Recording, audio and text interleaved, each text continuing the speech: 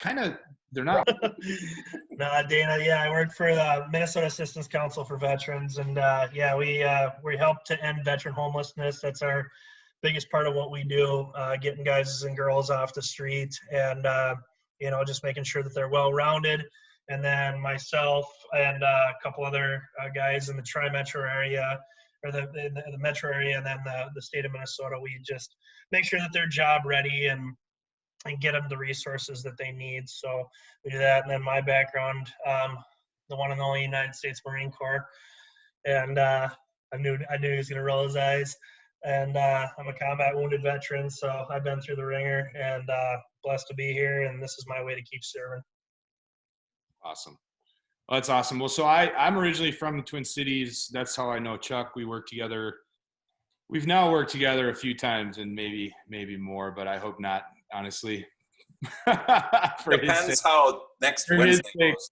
For his sake. Yeah. Not for my sake. But I moved out to Denver in 2009, actually. And I bounced around here trying to find, meaningful work in a meaningful company, and I couldn't. So I started my own and exited that at 3 years, did some consulting work, co-founded another far more kind of robust business, ran that for 2.5 years. And we sold that last December. So I'm technically about 6 months into a new business, but I just announced it to my, real official network about a week ago, and announced it to some of my previous and existing customers today. So cool. Going live, revenue ready, kind of beginning of the year, but my first customer is almost certainly going to be the largest company in the country, and my second customer will likely be the company that bought my old business. So it's cool. It's an interesting deal, but yeah. So I mean, net, I hire people for a living. I pick through resumes. I've done the networking thing from soup to nuts, going out and finding people on my own, and that's a different animal than what we're talking about, I think, a little bit today. But that, there's also the ability for veterans and people of all walks of life to position themselves to be found, and I think those are things that everybody should think about too. So yeah, I'd love to chat more about it. Okay, so guys, welcome to Battle Buddies Live. It's Tuesday evening. It's time to hit the invite button. So invite your friends to the group. I'm going to start off every one of these with that because the group has slowed down in how we're growing. And invite quality people, okay? People that can help the group, like Dana, who's joining us tonight. He's almost a vet. He signed up, he got hurt, whatever. And people that care about vets, and of course your whole veteran network. So tonight we're gonna talk about getting into the mad mind of somebody like Dana, who's a recruiter for the last 15 or so years. We go back a ways ourselves in our professional careers and did a pretty sweet project this summer for him. So I'll let everybody introduce themselves. And when we say Marine Corps, know who, okay? Johnson? Okay. No cussing. Yeah, exactly. In your boss, I'm going to send this to the general if you do, okay? So, if you guys don't mind introducing yourselves, that would be great. And then we'll kick this off. And feel free to put questions in the chat. We're monitoring that as we go. So ladies first. Sue? Hi. Notice I didn't say the Marine Corps guy. Hey, Chuck, I know you're live right now. I just got okay, there it goes. I got a text from Dan Tingwall from Carver County. He said he wasn't getting sound, but he said it kicked on, so sorry. All right. So I'm Sue. going first. Okay. Sue? So I'm Sue. Most of you guys have seen me multiple times. I am a business operations analyst with a company by the name of Accenture. It's where I met Chuck. I'm a 26-year Army Reserve veteran, and I am part of the Battle Buddies group. I know. Pete? Hey, your old pal Pete Lavelle, your certified resume writer, career interview coach, and all-around career services wise guy. 23 years Air Force. Thank you very much. And we'll just leave it at that. Mr. Johnson. Zach Johnson, United States Marine Corps, combat engineer, combat wounded, blessed to be here. Served from 2007 to 2011, Iraq, Afghanistan vet. I now work for the Minnesota Assistance Council for Veterans. I'm an employment specialist. Find me on LinkedIn if you need any help. Happy to help. And Happy to Zach be can here. help. You got the stand down coming up, right? Or did that We're already? gonna do, yeah, there's going to be some stand down stuff. It's not going to be like it has in the past, obviously with COVID, unfortunately we can't do the things that we've been accustomed to from any standpoint. So that's just, please reach out on LinkedIn. You can look us up online, Minnesota Assistance Council for Veterans. And we are, just call the main number if you're needing help, if you got housing issues in Minnesota, if you've got issues with legal stuff. And if you're from Minnesota or from out of state, I could give a yup and just call me, look me up on LinkedIn. I'm here to help. That's what I'm still alive for. That's what I really feel. Okay. Last but not least, Dana. Dana, do you want to disclose what you enlisted for back in the day, or you want to keep that secret? Sure. Yeah. No, I enlisted to be a Cat Scout 19 Delta. I went to basic training at Fort Knox. I actually graduated basic training, excellence in cavalry. And when they did the physicals to send us off, I had broken legs and knees, and they said, "You're going the other way, son," and that was that. So I did my best, but was not able to go out and serve. So he was almost infantry, as the infantry guys would like to say. All right. Cool version of the infantry. Don't let him say that. I pounded sand with grunt units on 2 tours, and they basically told me to tell the grunt boys to kick, or if anybody says you're a pogue, kick rocks. Mm-hmm. So tonight, Well, I don't try to take any credit. I tried and I didn't get it out the other side. So it is what it is. Service is service, brother. Don't let it freaking, sorry. you know that. So tonight we wanted to have a discussion on like the whole recruiting process. So I know that I'm sure Dana's had this happen. Hey, you're a recruiter, get me a job, right? And it's somebody that they're not even in the field that you operate within, right? Because you're a tech guy, but you're in the jobs business, so you can get them a job. So I wanted to kind of have him talk about how recruiters work, how they look at you, what they want to see on a resume, how they go about the madness of searching through a big pile of, 1,000 people and to get to one person. So Dana, Yeah. I've been doing this for a while. I know that I don't need to ask you to talk. I know you're pretty good at it. So I'll just let you loose. Yeah. All right. Well, yeah. So yeah, again, I mean, if I could count a number of resumes that I've looked at over my lifetime, I would probably win a prize. It's been many. To me, when I'm going through, again, relevant to my industry and technology, I always read between the lines. I think that people, their credentials are, relatively the credentials, their skill sets are their skill sets, their jobs that they've held are their jobs that they've held. Those things are pretty fact-based, but it's kind of how they represent themselves, how concise and focused language is in their resume. Chuck, is it okay if I use your stuff as an example? Absolutely. Can I be completely candid? Rip it apart. Yeah. So, when Chuck sent me his profile, I immediately said, I'm going to look at this later bin, dude.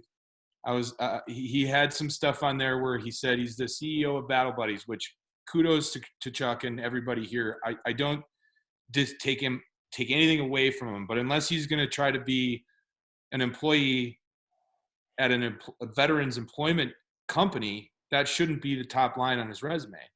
The top line on his resume should be his most relevant work experience where he's going to try to re-enter the workforce. So a lot of people use this stopgap stuff in the resume to say, hey, while I was out of work, I was doing this thing. Well, that's great. But that should, in my opinion, that should be more of a conversation piece that you hide in the resume than you put first foot forward on the resume. Because when you held a position at Accenture and you were running a considerable business for them within USAA, you're trying to go back into the market in a similar capacity to that, as opposed to going into the nonprofit. And so if you were looking to do the pivot, and again, I'm not telling your business, but you told me, you wanted to market yourself in a leadership role, both in business and revenue development, but also in delivery operations and technology, right? When you were project manager across all those releases for software and technology. So we rehashed it, and we focused in on the most recent work. We added some stuff into, we bulleted the resume, so it was a monolith. I'm a bullet point guy. I love bullet points because it's a line items checklist that if I'm checking a box, which a lot of times that's what recruiters are doing, if the bullet's there, it's like, oh, look at this. It's buzzword bingo. I win. I matched. And it's all a great thing, and you kind of line things up. With a monolith, it's just harder to read. Chuck had paragraph form, and we just broke those paragraphs down into bullets. And it was a real big improvement from a readability perspective. We did that with all of his jobs. We took his battle buddies and other volunteer experience, and we moved it to the bottom in a section that's appropriate for that.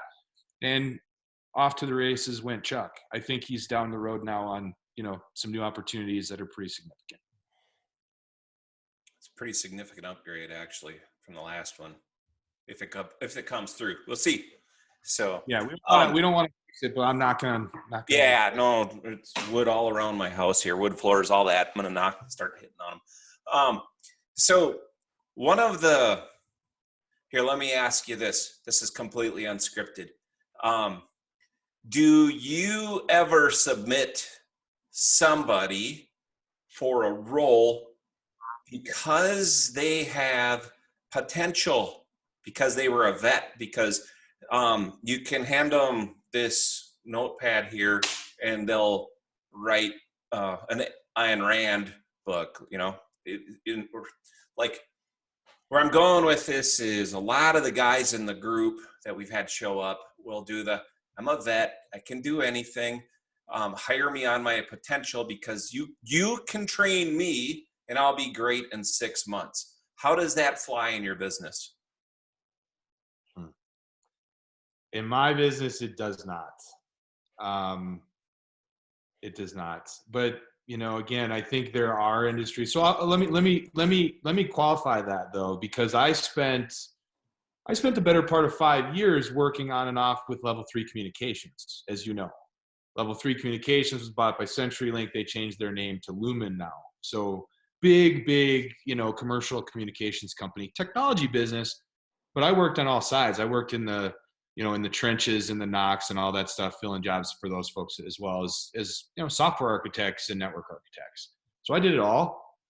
They were a company that if somebody would have gotten themselves to a certain threshold of training, gotten themselves free trainings a lot of times, they would bring them through various boot camps, various academies within the organization, and particularly those programs were actually run in alignment with the vet hiring programs.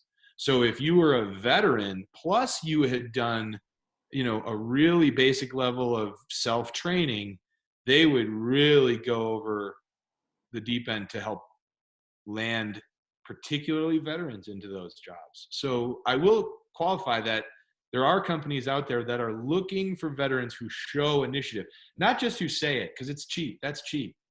But to actually take some sort of action to get themselves in, some sort of training. I have seen companies give benefit of the doubt against that. Okay, so since you're a tech guy, here's one, and I know it's outside of your scope, a little bit, but we've got a lot of guys that are coming out of the Army Cyber Command these days. Yeah. And I think it's misinformation, signal support specialist, that kind of stuff. all that, right?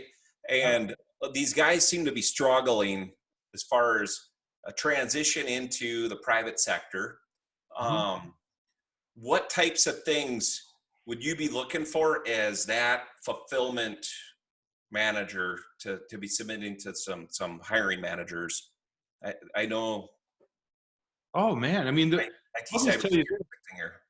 well, cybersecurity, signal support, all that stuff within, you know, technology in the military, that stuff translates really, really well to the, you know, the LECs, the local exchange carriers, and the large internet service providers, right? That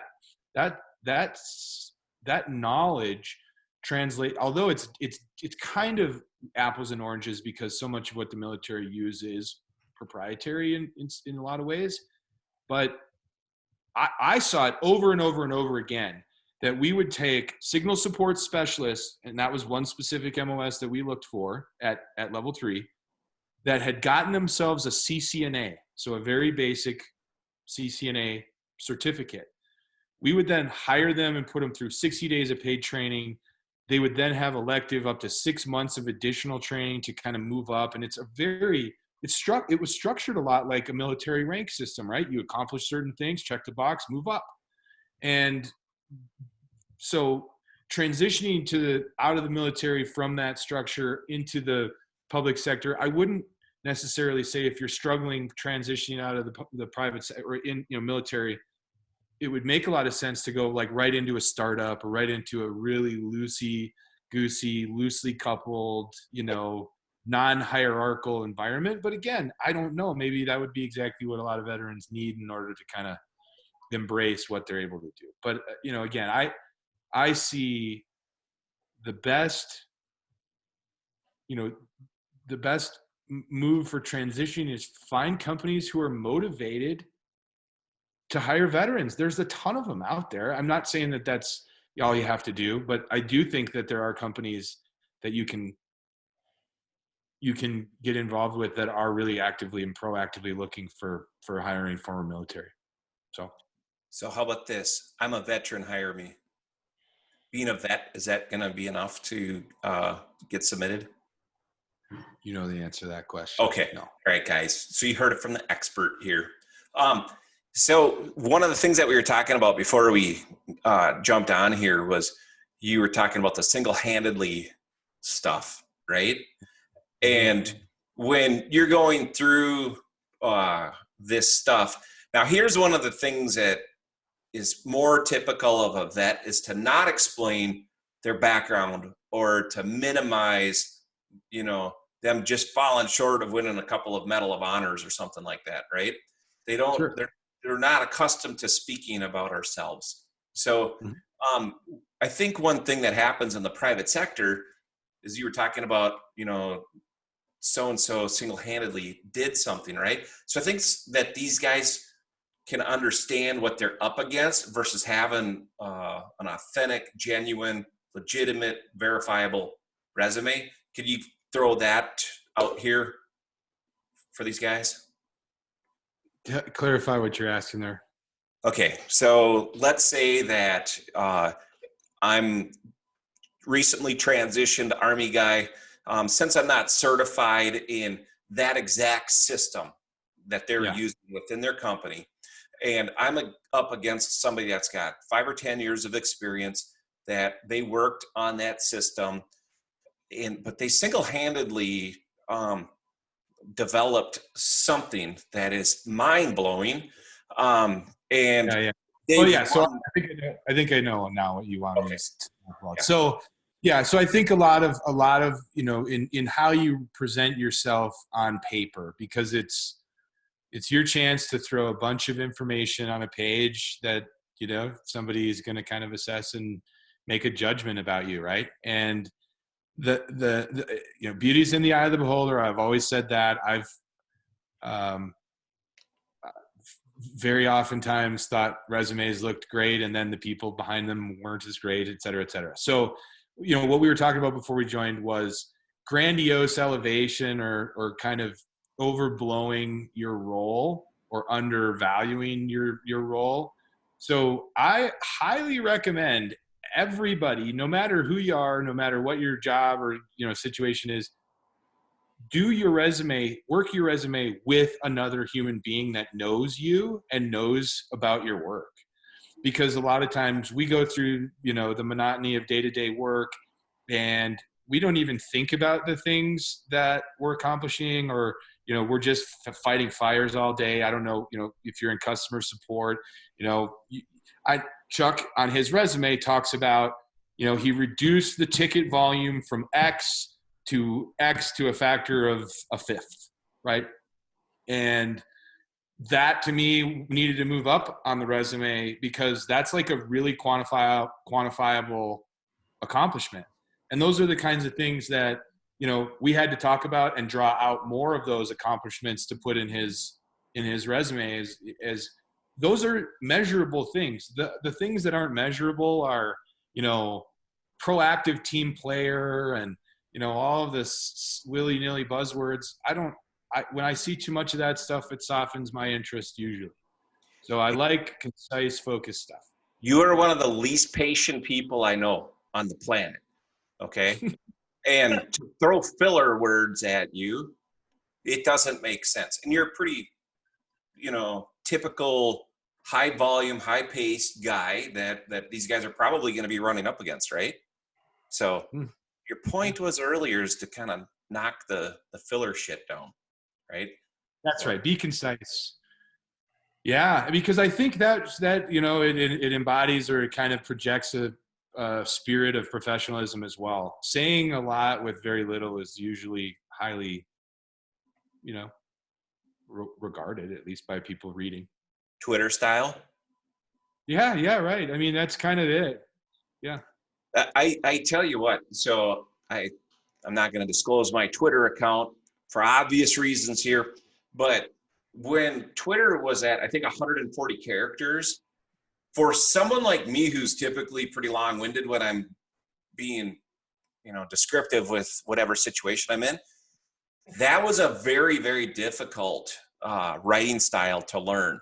And so transferable. Pete, are you on Twitter? I'm more of an observer on Twitter. I don't really actively participate, but yeah, I have an account. I think it's probably challenging for you to be effective if you were to respond, right? No, surprisingly, I adapt to different writing styles quickly. I've had to, because that's my line of work. So it is a great exercise, though, in learning how to be concise. Yeah. Hey, Pete, I'd love to hear your thoughts on, because you're I will say, when it comes to writing and presenting resumes, definitely you got me on that. But what are your thoughts on the stuff that I'm sharing? Well, thanks. I appreciate that. I felt a great disturbance in the force, as it were, when Chuck, when you outlined that scenario about, hey, hire me for my potential. In 6 months, I'll be great. And then Dana's like, yeah, it doesn't work that way.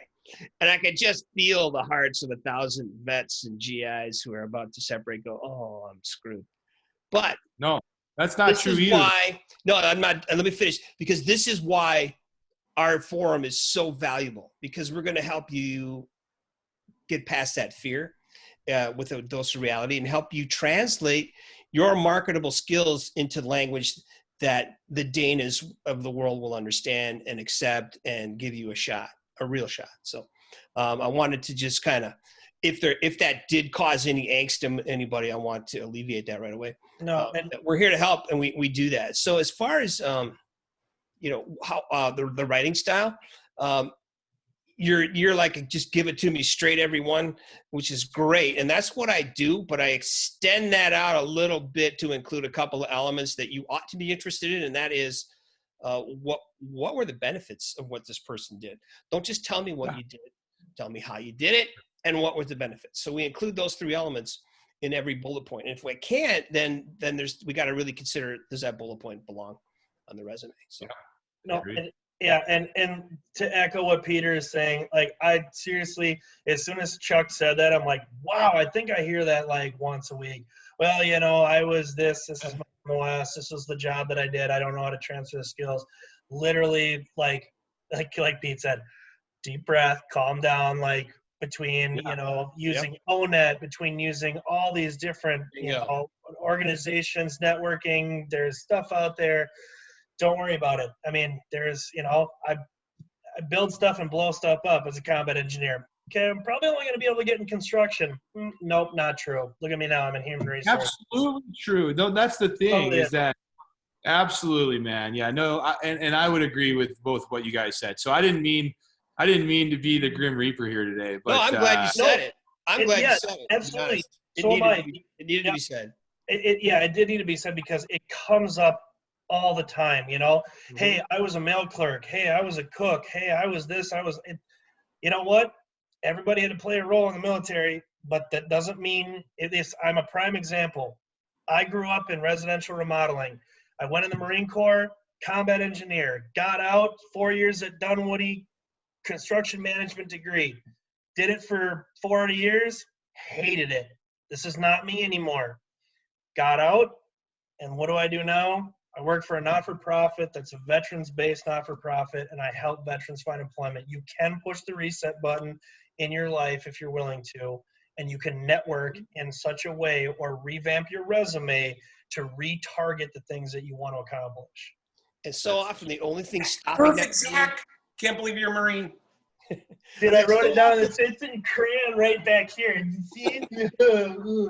the thing that jams up that reset button is not being able to articulate what it is you want to do and how you can do it better than your competitors. And that's why we're here. And I'm glad this is coming.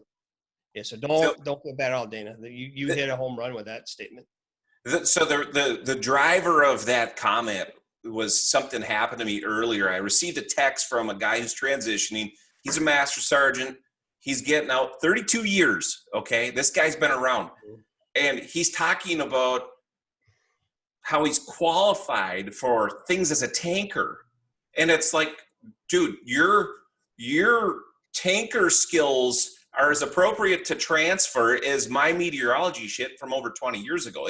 You're at a different point in your life. You're a high-level trainer for the state. You've got a bunch of unruly guys that don't want to listen to you. You know how to do this without leaving marks from the yardstick or whatever to keep them in line. And so he's got a lot of stuff going on, which is very typical, So before we launched this today, I was poking around on the Army's website, and I'm like, okay, I'm going to find the worst job that has no transferable skills if you're like E4 Mafia guy, right? And I was looking through, and I'm like, this is really hard to do, to find a job that doesn't have a ton of transferable skills into the civilian sector. And I was like, my goodness, I hate to say it, but we're literally down to infantry, combat engineer, and gun bunnies, 13 Bravos. I had to throw you in there, Zach. But from the outside world, you don't think that, the infantry guys are always told, oh, you put 11 Bravo into the Google thing, and the only thing it says you can do is go be an armed security guard. That is far, far, far, far from the truth. And when you get these companies, I know Xcel Energy here in Minneapolis, they love veterans. I know that Xfinity is another one of those ones that's all about the vet. Big time. Yeah, so there's very, very friendly vet companies that are out there, and they're the big boys. They're very big, so it's going to require networking to get into them. And chances are, you get on LinkedIn. I know I've got several people over at Xcel. Dana, I can't remember. You got a ridiculous amount of contacts on LinkedIn, and you're connected into just about everywhere under the sun. I'm not saying reach out to Dana. I've already reached out to Dana during this meeting and added him. But the great thing is that if you're second connected from Dana and you see someone at Xcel, Dana's not going to require you go through him. That's just the way the fellow works. But you don't have that barrier to not reaching out through LinkedIn if you're second connected and waste one of your in-mails if you have it.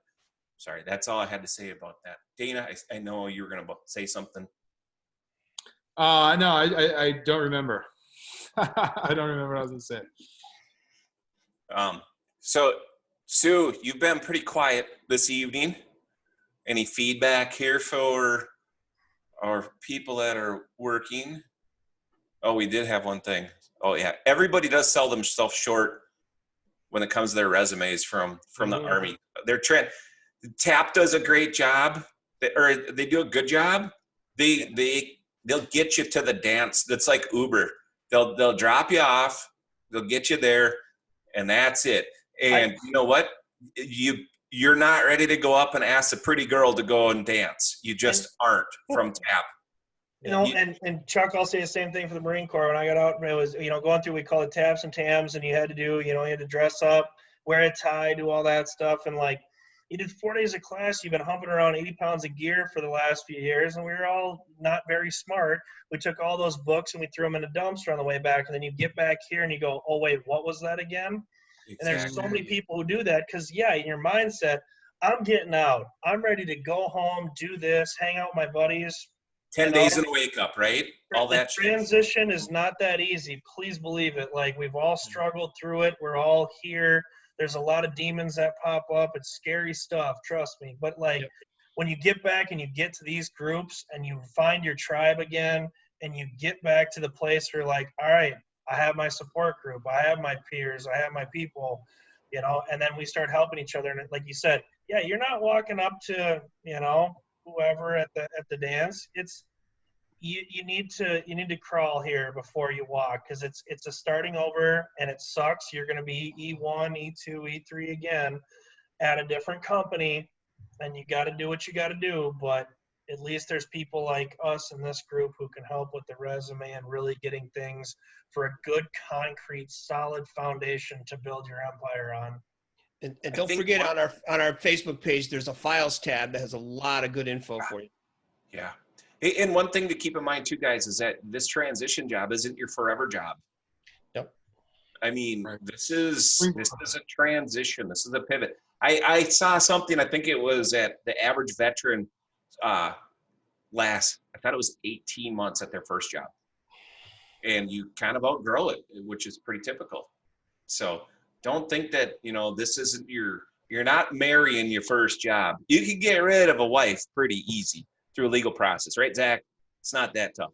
Wow, hey, dude, this is from experience. You bring the Marine on here, you hit me on the marriage, the combat engineer, and the Marine Corps. So Semper Fi, hoorah, all you devil dogs out there, freaking happy belated birthday a month ago. I'm going to do all that now.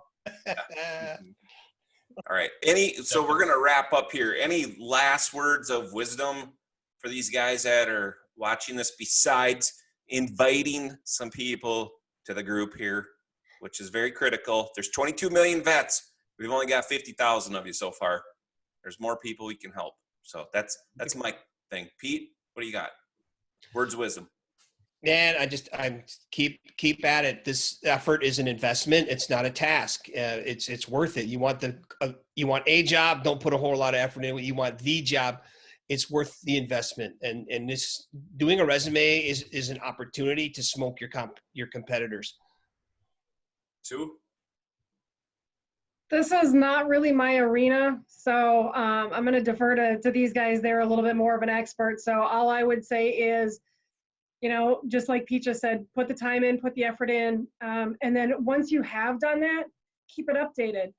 Because, if you go 7 or 8 years without updating it again, you're going to be right back in the same boat. So just keep it up and you won't have to ever do this again. Zach? I took a $26,000 pay cut to go from commercial construction as an assistant project manager to what I'm doing now. If there's a reset button you need to push in your life, push it. If you need to redo your resume and get it to do what you want to do and network the way you want to, utilize this group. Come every week, tell your friends about it, contact every one of us. We're all on LinkedIn, and we're here to help. Dana, we're going to end with you. Any No, I would just echo everything that everybody said. I mean, I think, you know, the real world versus, you know, the business world, the work world versus the Army or the Marines or the Air Force or Navy. It's run differently, but like Zach's talking about, the pivot that you can take is, as Chuck said, doesn't have to be permanent. You might, you know, swing and a miss a few times. You might, like Zach, you know, went back into commercial construction, hated it, needs to move on. So, you know, you know, the world favors action. And that's the thing that I will leave you with is, you know, if you do nothing, that's what you'll get back. So. Nice. Amen. That's a perfect place to end Amen. that. All right. Thanks for tuning in, everybody. Thanks, Dana, for jumping in at the last minute here. Really Yeah. appreciate your perspective on this. I hate to tell you this, but you're going to get paid the same that everybody else that showed up tonight gets paid. Perfect. I'll send you the invoice. Hey, did I give you a Battle Buddies hat when you were over here in Minnesota last time? Yeah. Yeah. But I gave it to my father-in-law because he loved it. I was going to say, Wow. I got to get rid of that ski resort thing. Should have upgraded a Battle Buddies hat.